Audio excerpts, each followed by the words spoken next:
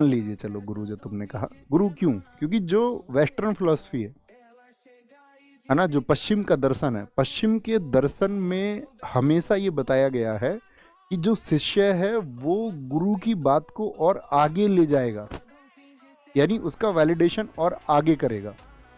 हमारी जो सभ्यता है, जो हमारा दर्शन है, जैसे मैं भारतीय दर्शन की बात करूं, तो वहां पर तो क्या कहा गया है? वहां पर तो ये कहा गया है कि गुरु की अवज्ञा नहीं होनी चाहिए, यानी कि गुरु की आज्ञा का पालन करना है। कहा गया कि नहीं? आप कहेंगे हाँ जी।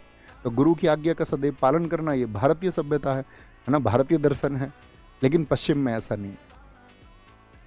जैसे मैं अभी शक्ति की बात कर रहा था, अगर सुकरात, जैसे सुकरात का मानना ये था कि मतलब तुम्हें विरोधी होना चाहिए।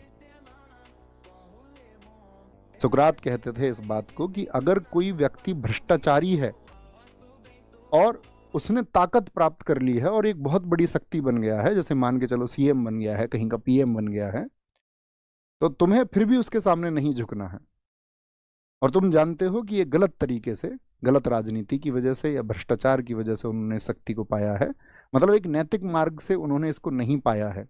जो उनकी आज की प्रतिष्ठा है वो किसी नैतिक मार्ग की वजह से नहीं है। तो ऐसे व्यक्ति का सम्मान तुमको नहीं करना है। जैसे आजकल तुम छपरियों का सम्मान करने लग जाते हो, तो छपरियों ने जो पाया है वो नैतिक मार्ग से नहीं पाया है।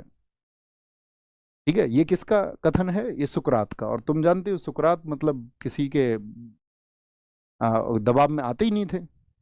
लेकिन जब उनके शिष्य हुए, शिष्य के भी शिष्य अरस्तु, अरस्तु ने एक बात कही। उन्होंने कहा, क्योंकि सुकरात ने तो अपनी जान दे दी थी, उनके तो विरोधी बन गए थे लोग, तो अरस्तु ने एक बात कही थी। अरस्तु ने कहा था कि जैसे मेरे गुरु मर गए, मैं ऐसे मरने वाला नहीं हूं, मैं अपने गुरु की तरह नहीं मरूंगा। तो उन्होंने कहा कि अगर कोई सत्ता में है और शक्ति में है तो उसका सम्मान करो, चाहे उसने किसी भी रास्ते से प्राप्त किया हो। अगर कोई सीएम और पीएम बन गया है तो तुम उसका विरोध करोगे, ठीक है, वो तुम्हारा दमन करवा देगा कल को, और कल को तुम मारे जाओगे, तो तुम उसका विरोध क्यों करते हो?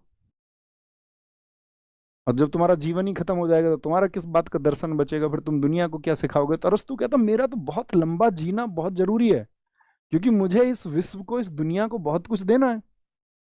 मैं तो अपनी जान ऐसे ही नहीं दे सकता। अब सब ने कहा कि यार ये कैसा दर्शन है, वेस्ट में तो गुरु की बात को शिष्य ही काट रहा है, गुरु की बात पर शिष्य प्रश्न चिन्ह लगा रहा है। ये पश्चिम की सभ्यता है। तो वहां पर अरस्तु ने कहा कि भाई जब इतने शासन में है, ठीक है, उसको